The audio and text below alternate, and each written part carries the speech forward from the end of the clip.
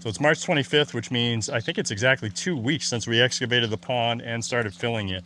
Now you can see that the initial pond here is just about ready to breach and go through the culvert into the other half, or I guess at this point, the second pond. And I'm really happy that it only took 2 weeks. We've had maybe 2 or 3 rain showers, but the bulk of the water here is from the well. And if you remember, that well is one that we had kind of bored out and reworked by the well guys shortly after moving in. And the fact that it's been able to put this much water into the pond on its own is really encouraging, especially during what's relatively still very much dry season. So yeah, I'm optimistic that not only is the water level going to come up higher than I was concerned that it wouldn't, but that it also is going to be able to maintain a pretty decent level, hopefully year round. And we may actually be looking at a case where it overflows, and then I got to start worrying about where that excess water is going to go. Could be kind of a fun problem to have, honestly, I think. The fish also appear to be doing pretty well, but if they were going to show any ill effects from the change in the water chemistry, ammonia spikes, or any of that, it's probably still too early. They've only been in there a day now, and I have resisted the urge to want to come out and feed them every 5 minutes and just watch them eat because I think it's really cool. But I'm trying to balance the water quality concern along with their health, or at least their appetites. I still don't know if the 2,200 fish that we put in here is a heavy load for this amount of water, or if it barely makes a dent. I just don't know. I'm sure there's a formula with the weight of the fish, or the number of the fish, and the gallons of water, and all the stuff that I'm not going to calculate. We're just winging it. All right, Pinky just came back from the market, and she has got some sort of aquatic plant here. Jock, I think they were called. I don't know what these are in English. Not that I would anyway, but just they thrive if you just chuck them in the water. So you don't have to plant them, you just throw them in. So let's get to it.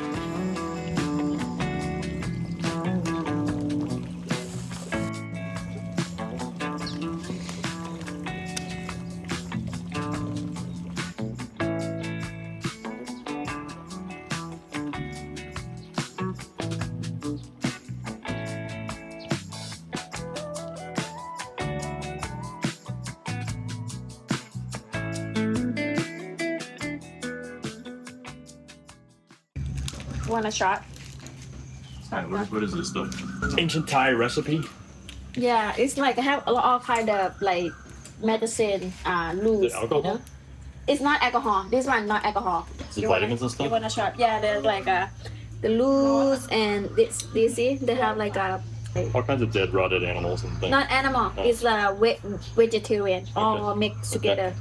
Vegetarian loose and ginger loose. Oh, sure, it tastes delicious. And You drink it? no, she's too young. Oh.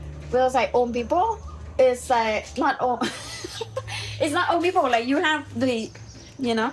Okay. And then they call it the yellow powder in Is it turmeric? turmeric. Yeah, turmeric loose. Okay. Yeah, I'm sold. Yeah. You sold me. Quite the pitch. Put a little lead in your pencil. Just not full shot. Just half for you. See how you do it. Hold that in case I pass out. You're not gonna pass out. I don't know you want It to. smells like Listerine. There's no alcohol in this? No alcohol. No alcohol อยู่นู่นไม่มีเหล้าใช่ไหมพ่อเป็น Kind of like a watered down mouthwash. That's not that bad.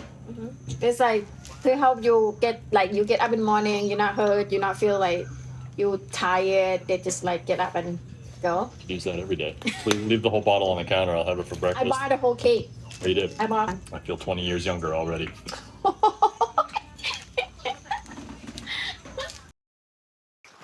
All right, so down at the pond here, we've got our first streams of water making their way from that side through the culvert now to the second side. We got the net here to hopefully stop all of the fish, would be nice. I'm sure some of them will find a way to sneak through. You can see them lined up. Look, they're already waiting to go. They're already waiting to go. Hey, what's over here? Can we go here where we're not supposed to? Yeah, let's go. Interesting. The water is actually coming out under the culvert. So it's coming out like through the ground right here and about right there.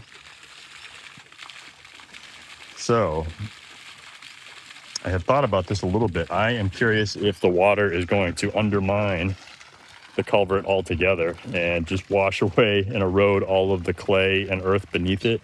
And that culvert is going to be totally useless. In the end, if that's what happens, I'm not altogether upset with it. Originally, this whole berm was going to be cut way deeper.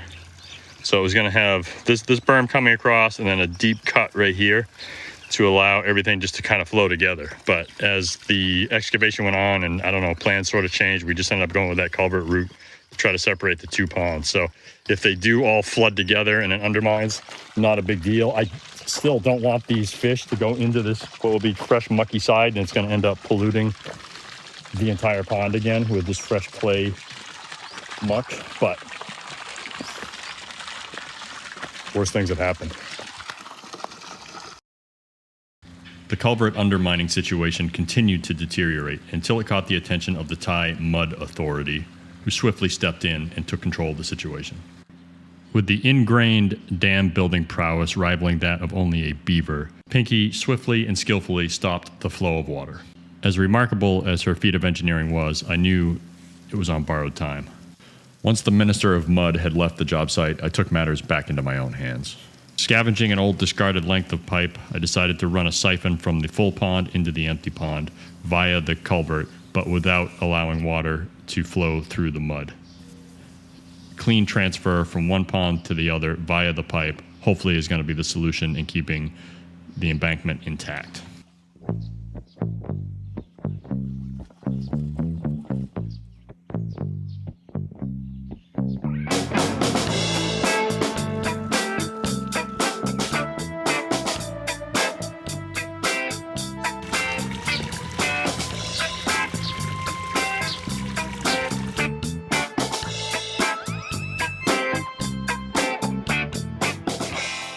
All right, I did it.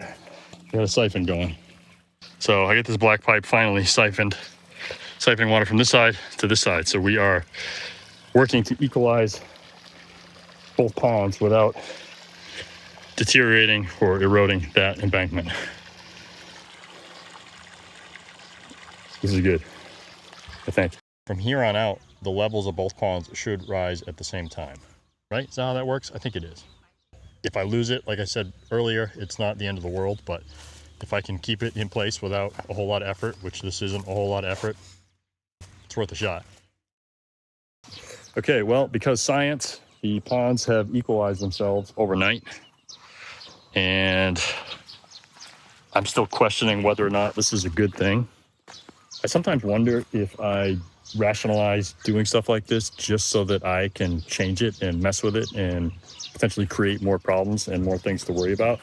For example, if after this excavation, if say the ponds had been equalized, would I have been able to rationalize and find a way to pump all the water from this one back into this one, as opposed to equalizing them like I have done today? I can't confidently say no to that question. I've spied my first reptilian visitor here. A new and improved pond. What is this thing? Oh yeah. I forget what those are called. I'll save him the stress and me the agony of trying to grab him. Your mom done this.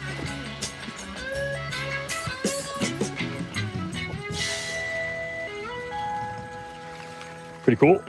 Snake.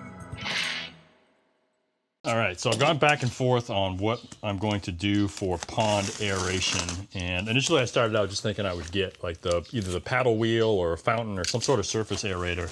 But from what I've been reading and talking to people, that is not going to be enough for my pond. That stuff works with ponds that are relatively shallow, but if mine fills up all the way, which could be like 18 feet, I'm going to have some significant dead zones in the bottom of the pond. So I need something to churn that water up from the bottom. So what I landed on after hours and hours of internet research and still not being confident that I have got the right one, I went with a Resun LP200. Sorry, I'm a little gimpy. I frigged up my wrist today with a chop saw, like trying to cut down bamboo, slammed my wrist, and I think I punctured tendons or cut tendons or something. It hurts like hell. So I'm a little gimped up. But I got this guy here, which was 6,300 baht on Shopee, and I'm gonna try and rig it up tonight. I'm still waiting on some of the hoses and fittings. I've got 2 bottom diffusers, these air diffusers, which you're gonna put one in each deep end of the pond. So they're kind of what are 2 ponds now. Hopefully when it's 1 pond, they'll just be 2 deep holes, and I'm gonna put one of these in each of those holes and at least diffuse. We may still do some surface aeration, if nothing else, just for aesthetics or whatever, just fun to splash around on the surface of the water. But for trying to aerate and move around that deep water, hopefully this pump will do it. We'll see. All right, so I'm about ready for my test run of this LP200 pump. And as has been the case, I think 100% of the times I ordered everything that I thought I needed from Shopee, Lazada, local hardware stores, fittings, all that stuff. I get the pump and then realize that, no, of course I don't have everything, so I've got to place another order for more stuff. But I was anxious just to test this out, so here we are. I was able to cobble together this rubber boot, this length of pipe, some crappy hose clamps, garden hose, and let me turn this off. And I've got this rigged up to my diffuser here. I was just running a little test in the tub just to see what happens. But yeah, this is all the wrong stuff. Got it weighted with a brick and a piece of twine from my bale of hay. And we're gonna launch this thing into the pond.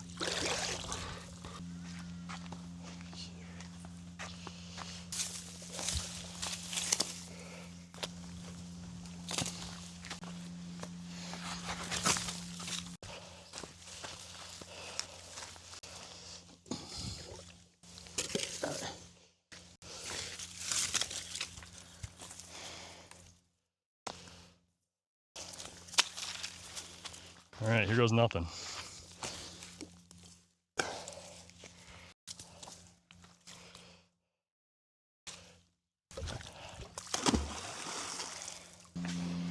All right, activate pumpage. See what happens here. Ooh, I see bubbles already. All right, she's bubbling. Oh no. The whole thing is floated to the surface. I wonder what happened to my brick. The thing is just floating across, the diffuser is just floating across the surface of the water. My brick come undone?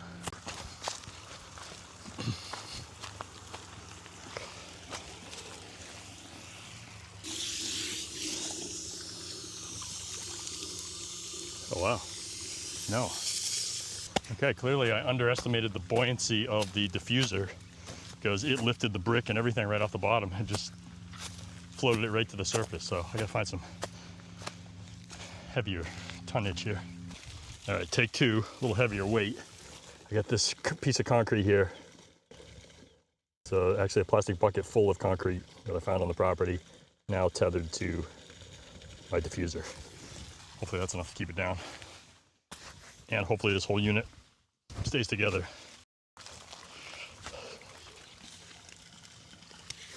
I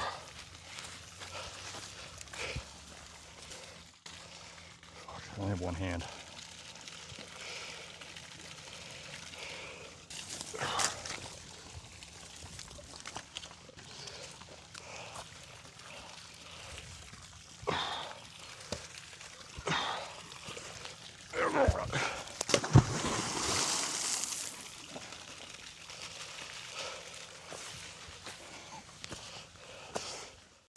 All right. Ideally, I would have wanted that in the middle of the pond, but for this experiment, being on the edge is fine. This is just a test, and no matter what I throw in there now, it's coming back out anyway. So if it's in the middle of the pond, it's just that much harder to get. Let's try this again. 3, 2, 1, lift off.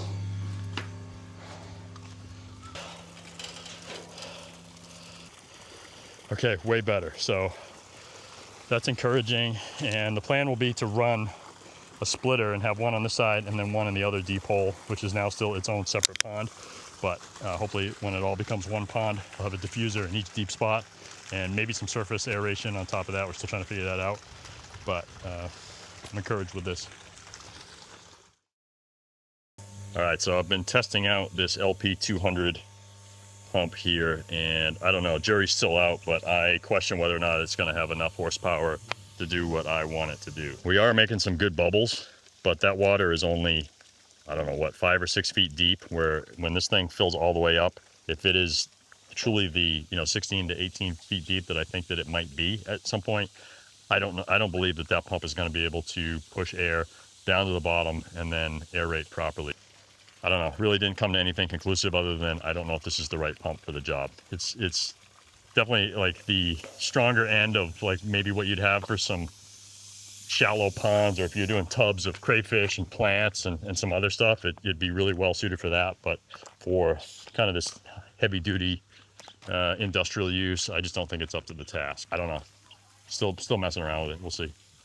ลงฝั่งนู้นน่ะตอนนั้นเรียนรู้ฝั่งนู้นก็มาที่ตรงกลางฝั่งนู้นฝั่งนี้เนาะจะฉันเอาลงไปก็ได้ What do we got? อะไรมันเที่ยว There's a water pan Oh yeah. ผัดตก to put in Oh nice.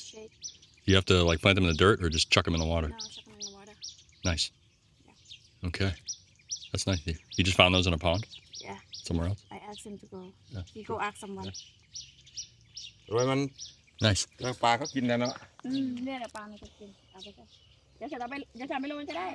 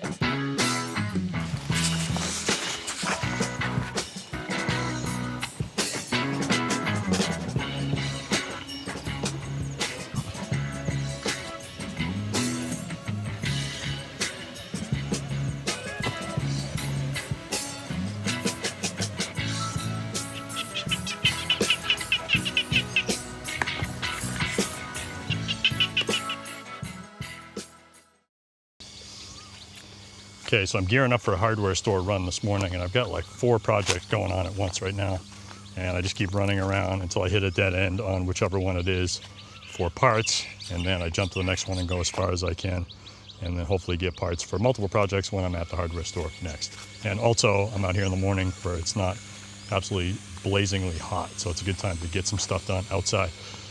Right now, I am trying to run the air pump again, which I've tried in different configurations, as you have seen, with limited success. I think the goal now is to try and put the 2 aerator diffusers like right here on this berm. And to do that, I want the pump located as close to them as I can, which will be here where these blocks are. And unfortunately, it is quite a ways to the house where the only power point is. So I've got a super sketchy run of extension cords, which is great until it rains or something.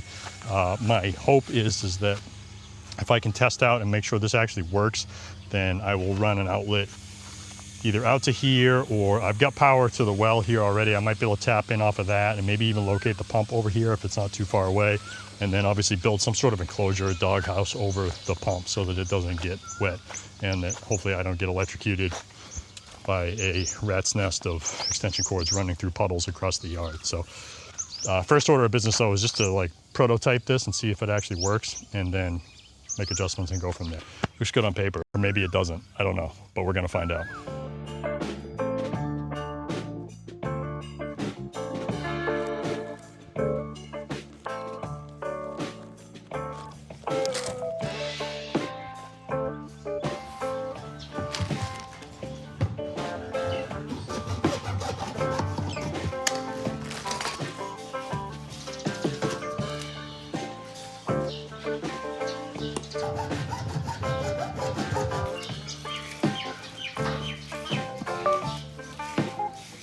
right, so rigorous testing and development of the air pump and diffuser system continues.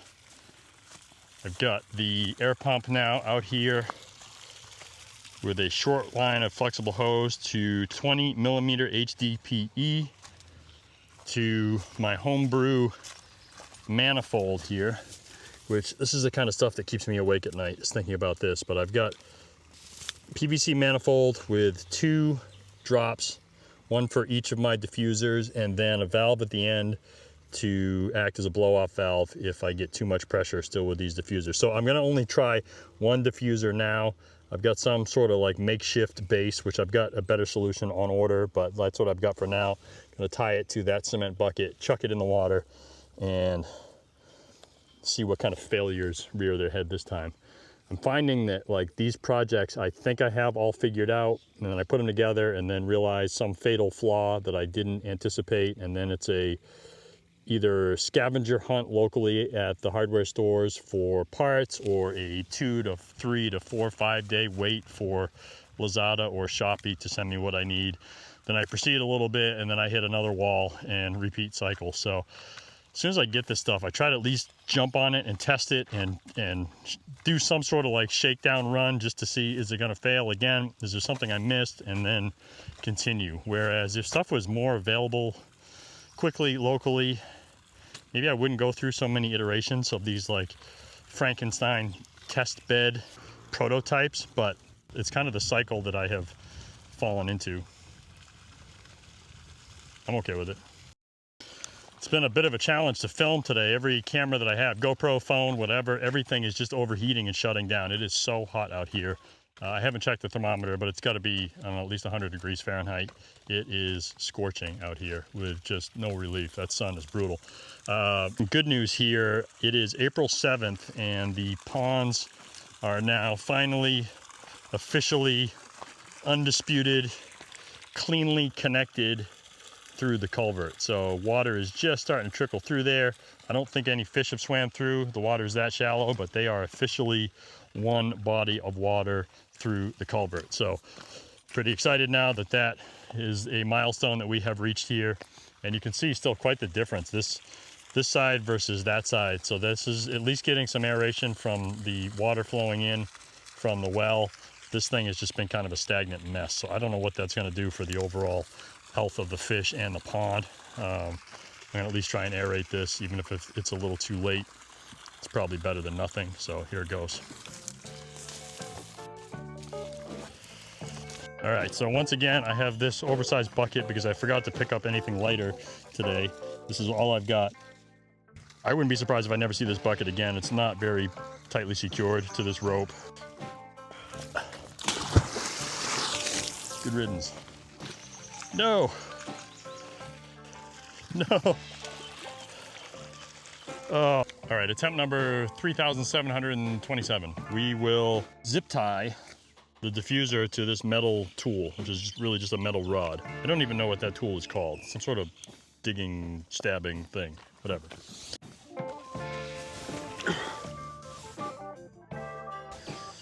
Okay, it's in. All right, I am ready for the next test of the air pump. I'm actually pretty excited about this. As crappy as this setup is, it's so much better than the previous attempt. So I've got the air pump here, which is run from an extension cord all the way from the house to a rubber tube, to my HDPE pipe, to my scratch-built PVC manifold here, with airline tubing into the pond, and we're ready to throw power and see if that thing will aerate. The ponds now are flowing together, which has been something that I've been waiting for weeks. So the combination of that and the air pump, it's been a fun afternoon so far. All right, let's throw the power and hold our breath. Lift off. Pump is running. I've got all the valves open, and we have bubblage to the pond. Again, temporary location for that. It's likely going to live right on this ridge here once the water level comes up, but to just test it out now and get some water movement in this second pond, which has been just totally stagnant up until right now, is pretty good. All right, feast your eyes on this piece of engineering magic. Let's see if we can double up on the aeration here. And I've got my diffuser with an assortment of pipes and plumbing pieces and zip ties and hose clamps, and kind of clear out the junk drawer, put something together, zip tie it down, and chuck it in the water. And that thing will right itself, I think, as soon as the air turns on. Just get this to settle in without falling in would be good.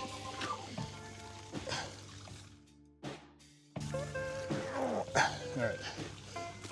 Just barely beneath the surface, but at this point, anything's better than nothing. It is so hot out here, and this water is just not moving. I know those little fish use something. All right, good news is both diffusers are up and running. Manifold's working, diffusers are running, got bubbles in both ponds. That's the good news. Bad news is it's pretty obvious that this pump is not going to be sufficient to aerate this entire pond long term. It's just not enough power to do it. Yes, I can still shorten hose lengths and optimize the valves and try to adjust so that things are a little better, but it's a long ways off from where it really needs to be. So is it better than nothing? Absolutely. Is it going to be a good long-term solution for adequate aeration? Probably not. I say that though, and I don't know if I've seen a farm pond yet anywhere in the village that has any sort of aeration. I mean, every once in a while you'll see a huge pond with the big paddle wheelers, but most of the tilapia ponds like this, they just let them go. So I don't know, maybe I'm overthinking it and worrying about something that's not really a problem. I just kind of enjoy tinkering with this kind of stuff. So for now, I'm going to let those aerators run, those diffusers run. I do have some more bases, like the bases for the diffusers to sit on, something a little better than like garden tools that they're currently zip tied to.